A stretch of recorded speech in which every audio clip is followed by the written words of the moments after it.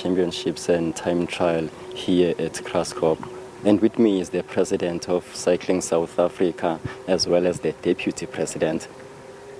Thanks for joining us. You managed to put this together. Yes, so how we work at Cycling South Africa is each province gets allocated the national championships on an annual basis. So for this particular one, then we hand it over to Mpumalanga Cycling Union and they make the appointments of their LOCs.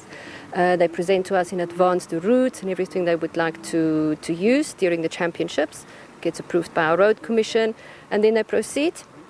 I think the challenge is that sometimes there are road departments who plan certain construction sites, and in this particular case there's a piece that is being worked on, which is not great, but of course then we have to use the route because making alternative arrangements to another province at such a late stage is not always possible. Mr. Ngwenya, just to come to you, and it's been 2-3 years that has been ravaged by COVID-19.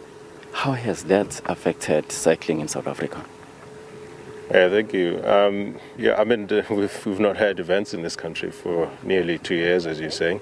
So it really has affected us. A lot of the big events couldn't run for nearly 2 years. Thankfully, we're slowly working back our way back into having events now. What would you like to allow to see change in cycling, especially in South Africa, in terms of our cyclists?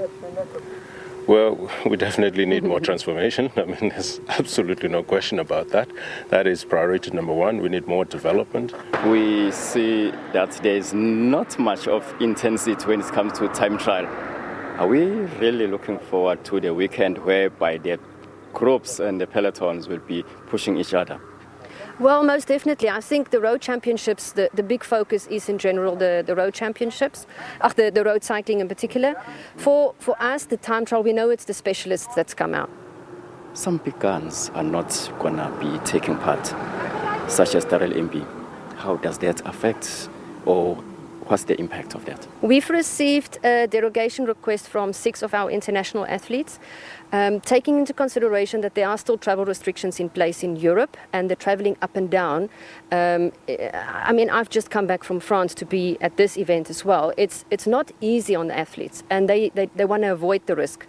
So 6 of them has asked permission to be excluded from the championships, which we as the executive board then grant.